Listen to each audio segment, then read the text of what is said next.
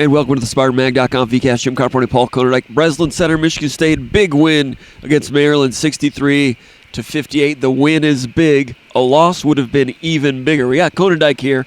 Both of us are going to try to. We're going to try to do this without coughing on each other. It's going to be interesting to see how it all pans out. I honestly don't think it matters since we probably both have the same thing. So you can cough on me, and I'll try not to cough on you. But doesn't matter, man. Michigan State, big win. Hit hot from three-point range today. As a home Big Ten team should be and needed to be, because Maryland is good. Maryland's tough. They came in having won, 5 out of 7, 5 out of 6, whatever it was. They're going for their 5th straight win in a row. Going for 5 straight wins. Michigan State had lost 5 out of 7. And Maryland doing all that Rick Patino stuff. Willard, he's an old Patino protege with the press and the zone. And when Maryland scored, that's when they would get into their press and get into their zone and change defenses and start to screw you up a little bit. Michigan State getting out of that 15-0 lead. Maryland couldn't get into their zone, couldn't get into the press. And you saw what happened. Michigan State was up by 15. Next thing you know, in the second half, they're down by 4. Michigan State answered the call, made some big plays, and made it happen. Big win, Paul. Yeah, they've got a lot of guys on this team that have that played a lot of basketball, and look at A.J. Hogard at the end of the game hitting free throws. I know he's missed some free throws, but this guy shot more free throws than anybody on Michigan State's team. Coming in there like 90, he's made 90 free throws or something like that, and and he works at it, and you expect him to do it. Like Tyson Walker has hit a lot of big shots over the course of the year. Joey Hauser has consistently shown throughout the course of the year, with the exception of 1 or 2 games, where if he misses a couple shots, he's going to come back and get you some in a little bit. And his shot didn't look good, honestly. He hit the first, shot from the elbow, the mid-range shot, and a 3-point play to start off the game. And then he missed a couple wide-open threes, but he hit some big threes. And you look at guys hitting big shots in response to really stagnant stretches, where those 5 to 7 minute stretches where they could do nothing. Maryland was did a lot to bridge the gap, and then Michigan State makes some big plays. And you look at the second half, the back-to-back threes by Tyson Walker and Jaden Akins, and the Walker three, a transition three, that was huge. And then those back-to-back threes, Michigan State went from 2 down to 4 up right there and led the rest of the way. Those were massive. And before that, you talk about them being trailing by 4. I think Tyson Walker hit one of those really, really difficult layups, at the rim. And I guess some of those don't look hard, like if you're watching on TV, but against the Maryland's length and athleticism, they really are hard. And this game really showed to me, again, what I felt all season long, that there's some grit and there's some backbone to this team. And, yeah, they might have lost 5 of 7, but you look at who they played in that stretch, and who they beat, the two teams they beat in that stretch. So you look at 2 games against Purdue. Okay, so a lot of it's when you play teams, but it seems to me, it feels like every time Michigan State plays one of these teams that are, quote, in their peer group, which I would say Maryland is, but they're playing really hot. It was last time it was Iowa here, and they're still playing pretty good, and this time it's Maryland is hot. Michigan State got a hot Northwestern team when they came in earlier this season. So I know when you look at their overall record and you look at the 7-6 in the Big Ten, it might not be that impressive, but there's a good Michigan State team here, I believe, and they showed some growth tonight, in my opinion. I believe that too. I'm not as wholeheartedly in belief of that as I was 3 weeks ago. I was a little concerned with the Iowa game. And just because Michigan State looked so good in the loss to Purdue here, and I thought they looked good for 30 minutes against a good Indiana team in a tough place to play, and looked good at Illinois for about 33 minutes. I was like, the best out of all that's a real good team in there. And then after those 3 games, it just kind of got flushed down the toilet for a while. And that's what freaked me out a little bit. And I still think there's a good team. It's just you've got 7 more games to get your crap together. This win helps because it keeps them off the bubble a little bit. But they're running out of games to get their crap together, and they didn't have many loose losses to play with. That's where it got kind of squirrely there. And today Malik Hall, made a big shot. There was about 5 minutes to go, but he's still not. That's the issue. He doesn't have his stuff together. Michigan State, to its credit, went with Akins down the stretch. They went with Hall too. He made some plays here and there, but that's the issue. Without Hall, they're just kind of an okay team. If they get a good version of Hall and the puzzle piece gets fit in there with proper chemistry, and it all evens out, that's where this team could be a Sweet 16 team. It's not there yet, and to me, there's no guarantee it'll get there. Whereas in past years, we've seen Izzo teams. And in mid-February, you and I have been like, don't worry, it's going to be fine. Right. This year, I'm not so sure. There's some pieces. I just don't know if it's going to fit because we still don't know what this team has. Yeah, and the other thing is, I'm not saying this is a team that's a Sweet 16 team, but I would not be surprised if the team made a run to that, depending on matchups, even with some of the imperfect pieces, because they've got guard play and they play defense at the guard position, and that can take you a long ways in the month of March. I mean, Tyson Walker, if he keeps on playing the way he is, if Joey Hauser continues to have nights like he had tonight. I think the big thing for Michigan State is regarding Malik Hall is, can you get Malik Hall to be a puzzle piece within the offense that can hit open threes?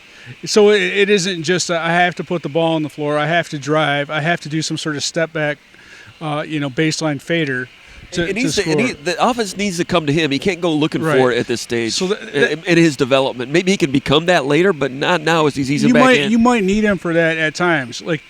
But this is not the same team as it was last year. They don't need for him to take over and guys standing around. This is a team that's got pieces that can get the job done. Now he needs to be one of those pieces, and I think tonight he hit the 1-3 that shouldn't have gone in. It was like a spin off the rim, and it fell through.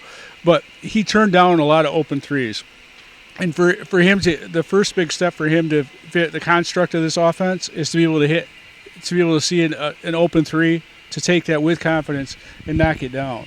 And because I'm pretty sure the teams are going to be giving him that. But he did some good things, and they wouldn't have won this game they possibly would have won it. But the fact that Hogard passed down court at the end of the game that led to the Jaden Akins dunk, if Malik Hall doesn't come back and get that ball, this could have been a pretty scary situation for Michigan State. So he did some good things, played some winning basketball, but for Michigan State, I think to be the best version of themselves, he can't turn down open jumpers. Yeah, they need that. They need that skill from him to come through when it comes into his neighborhood, and not going looking for it too much. I thought, last game he was overzealous, looking. He's just trying to help the team, trying to do what maybe some shots maybe he was able to do back in September or October or something. So he's got to find the right happy median there, as Izzo would say, and maybe he'll get there here in the last 7 games. That bears watching, because that's a big determinant as to what this team could do. A.J. Hogard, 10 rebounds, leads the team. Had 8 points and 8 assists, too. Yeah. I mean, he almost snuck in there with a triple-double. Tyson Walker, you mentioned the big three-pointer when Michigan State had the back-to-back threes when they went from down 2 to up 4.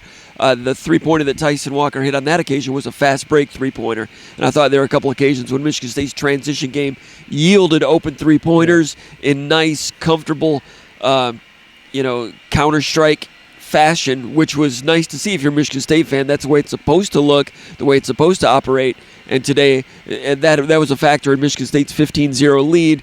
Transition points, transition opportunities into open three-pointers, which is a staple for Michigan State basketball. It's been hot and cold, off and on, mostly off in that part of the game all year.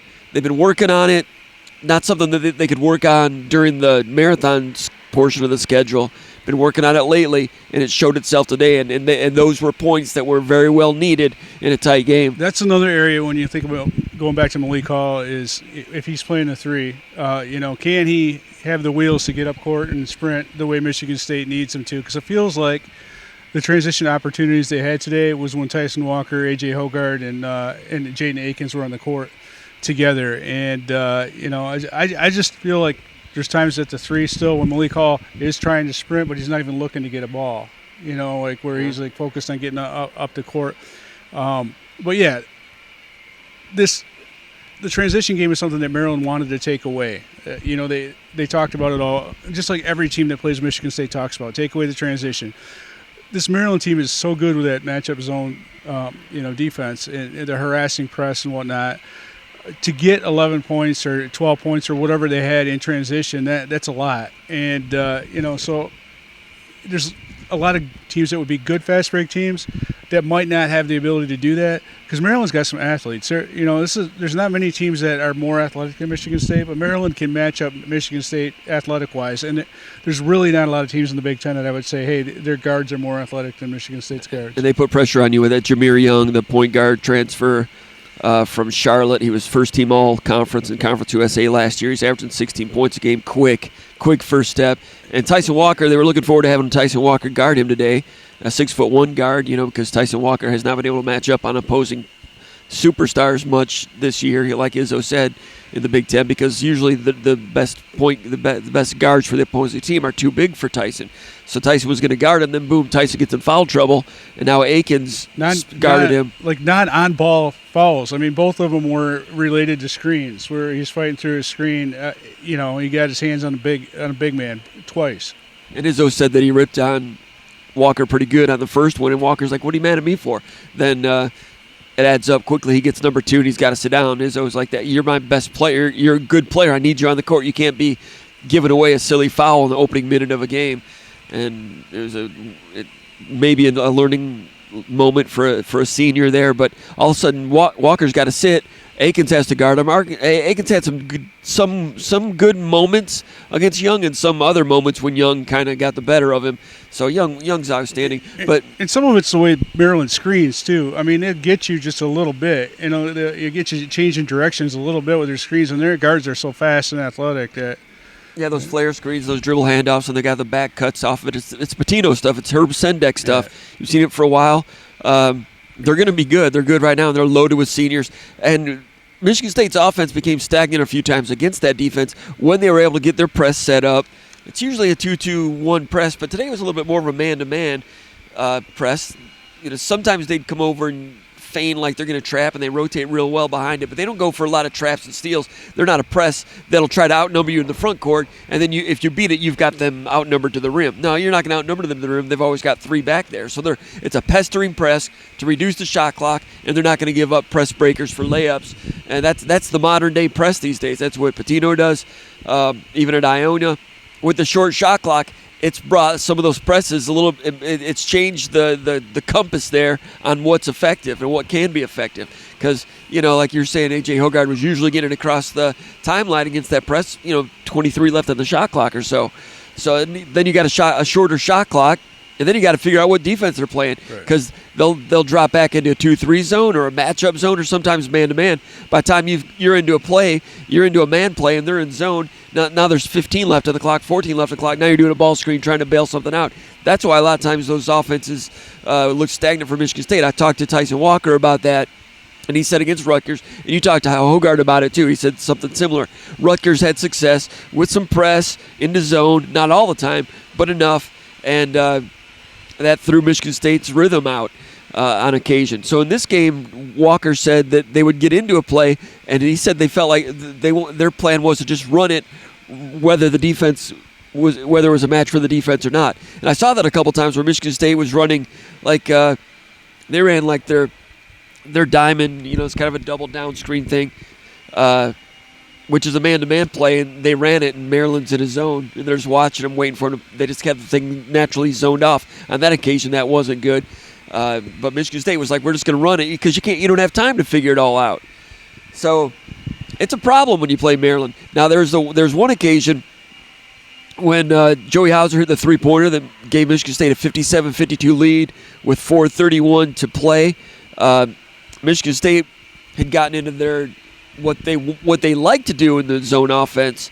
If Walker and Hogard are on the court at the same time, they like to flash Hogard to the foul line. And, everybody likes to get the ball to the foul line in a zone offense. And Michigan State used to do that with Kenny Goins or a power forward. Earlier this year, Michigan State would get into the foul line with Hogard, a point guard. I've never seen Michigan State flash a point guard to the foul line, but because he's a good passer, sees the court well, and he's 6'4", I was like, man, that looked really good earlier in the year. Against Rutgers, they only did it once and got an open three-pointer and missed, but never really got into that part of their zone offense that day. All right, on this occasion, they flashed Hogard to the foul line for the zone offense, but they're man-to-man.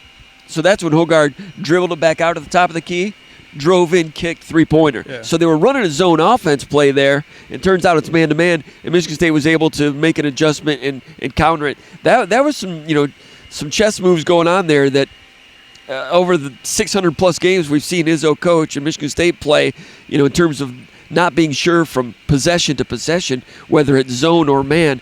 Maryland was a headache, and Michigan State had to do some things like that to create some plays, and Hauser made that shot. At the same time, you look at this game was really close. Maryland could have won it easily. Michigan State found a way to win. We've seen other games like this. I also feel like if the personnel that Maryland has, I was worried about foul trouble, coming into this one, because of how many times Jamir Young gets to the foul line. That's an issue, but guys like Joey Hauser, the personnel that Maryland has, he's matched up against Dante Scott at times. And that's a handful. And they went after him when he had 3 fouls. They tried to back him down, and it was thin ice for a few times. Michigan State, when they struggled, a lot of these, I'd have to go back and watch it, but it felt like there were times where like Tyson Walker or Joey Hauser weren't on the floor, at times because of foul trouble. And Michigan State needs those guys. You look at those two guys, and those are the two guys that can score. I feel comfortable saying they can score against man or zone, and you want them to shoot the ball. Those are guys that you don't mind looking for their shots. And Michigan State overcame those difficult stretches, but you got to keep those guys out of foul trouble, and it's awfully hard to do against Maryland with their personnel. Now Walker, making some big plays. He had that reverse layup 2 possessions after that Hauser 3-pointer I mentioned a moment ago. Michigan State stretched it out to 59-52, and it looked really good with 2:40 to go. On that one, it was a reverse layup off a ball screen. And, Sissoko was setting the screen, and really for the first time that I can think of this year, Michigan State was setting flat screens, or what they call Florida ball screens. So it just changes the angle a little bit. And he went through there and hit a reverse layup and made that one, and Walker had it going. And then Walker, 3 straight possessions, went looking for layups, high difficulty shots, and missed 3 straight. I think on those, he had potential threes in the corner. This is one of those deals where against like a zone and stuff like that, you turn down like a semi-contested 3 to dribble into the teeth of a defense. And they react so well. Maryland reacts so well and closes out so well, and they've got good, lengthy athletes. Right. But I think the shots that he turned down, and I don't blame him for turning those down, put the ball on the floor, try to dribble baseline, I thought those shots were tougher than the ones that he would have got, even with those guys closing out, because he's got a pretty good release, and he's finding that balance. Tyson Walker's done a nice job with the length that Maryland has, and their defense, one of the best defenses I've seen, this year. It's tricky, they do it well, and they rotate well, and they scrap at you. If you drive in there, they get good. They're a handful. And you ask, okay, so why did Maryland struggle in some games earlier this year? Well, I firmly believe that now they know how to play with Jamir Young. He knows how to play within their structure. They've got some veteran guys that have really bought in, and those 2 big guys playing together, Dante Scott and what's the other guy's name? Julian Reese. Yeah, Reese. I mean, those guys are good, and I think Reese is a handful because Maryland has had Dante Scott in the past, but they haven't had a back-to-the-basket guy to go with him. That's another guy that is tricky, and he's quick, he's strong, and athletic. And this is a really big win for Michigan State. They absolutely had to have it. Yeah. There's no cliche about this. This was a must-win, and if you lose this one, then you have to go on the road and beat Michigan, and you have to get another road win somewhere else. Ohio State. Which is going to be next Sunday. That's not going to be easy. Right. I know Ohio State's been losing games. But man, you watch their individuals. They played Michigan this week. I mean, Michigan beat them this weekend. But, man, Ohio State, for a team that's losing a lot of games, they're tough. No question about it. Every team in the Big Ten. I mean, there is, like we talked about peer group earlier in the VCAS, and, it's Purdue and then everybody else. And it's Purdue. So my observation is, this is my belief. I don't know if anyone else would agree, but as of now, the Big Ten, everybody knew a month ago, teams 2 through 13, it was just a big mosh pit of parity.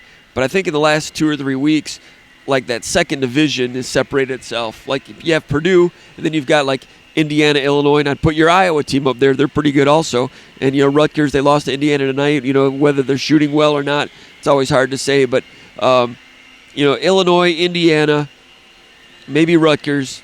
I'm missing someone else. I don't know if Iowa, I'm missing someone else. But that group kind of left Michigan State a little bit. I don't know about that because, I feel like Michigan State should have beat that Rutgers team. They would have swept Rutgers. I'm not saying that, Michigan State's better than those teams, but I do think that Michigan State has the ability to, to beat those teams. And now they've got to show it. Now you got 7 games left, and you got to keep on being gritty. You got to find ways to win, not ways to lose, and find a way to play your best basketball at the end of the year. But for them to play their best basketball, I firmly believe that Malik Hall has to be able to hit open jumpers. And he, to his credit, like late in the game, he had that 17-footer where they left him open, and he knocked it down. So that's a good thing to see. But he can't turn down face-up shots to drive into the teeth of the defense.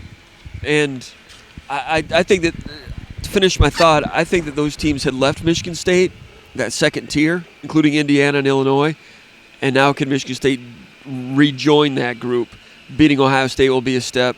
We'll see when they go and play Michigan, and if they can continue to move forward. I think that there's a lot of teams in there with the right matchups. They can win 2 games in the NCAA tournament and make it to the Sweet 16. Michigan State, with the breath of life tonight, needed to have it.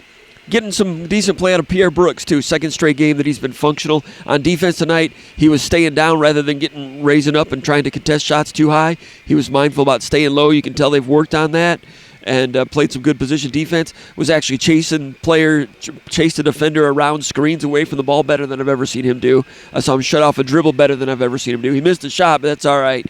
Made a couple shots over the weekend at Rutgers and just got on the court a couple times, and his defense is getting him additional stints on the court, and they certainly can use that. And the times that he's shot, a lot of times it's been open or it's been end of shot clock where, extra pass and the teammates know to give it to Pierre Brooks because he can make that shot. Missed it, but played some defense and played some functional basketball, and that's good to see out of him also. He has to. I mean, I think he's got the memo. Malik Hall being back, Jaden Akins, you're not taking his time away. You've got to be able to give minutes.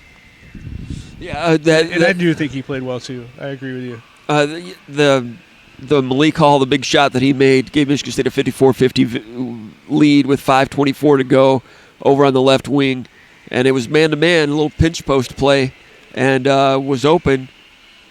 I'm open. I can make this. Bam. That's where he can make an opponent pay. If they leave a window open, he's got the skill to do it. Rather than going and hunting for it, right. He just takes advantage of an open shot within the construct of a set play offense. Gets man-to-man on that occasion. Those were veteran plays. I just feel like he turned down some of those earlier in the game. So that's why I think that's progress, because he had the ball pretty wide open on the 3-point line. Decided to put the ball on the floor rather than shoot a jumper. And I think you've got to. I think you have to know who you're playing against. And like teams like Rutgers, that have length and are physical. Teams like Maryland that have athleticism and length. You just can't drive on those teams and score at will. Or use your skill. You have to be able. You got to take what they're giving you, and if he can start hitting some open jumpers, Michigan State's going to be better for it. Sure. Izzo said that he told his players he was going to coach them hard because this was a desperation situation. It's going to be desperate. And Izzo says he likes when the team's desperate, back to the wall. You learn something about your players. They got to win out of it. But credit to Izzo for really. Going hard in that direction, and the players responded. It's not a way you can coach an entire season, but he turned up the wick today, and they responded. And that's a good sign. Now they get several days off before playing on Sunday, right? This is their last 4-day stretch of the year. After this, it's going to be all 2- and 3-day preps, so they can work a little bit more, get a little bit more healthy. And Hauser shot today. He got to get his rebounding back.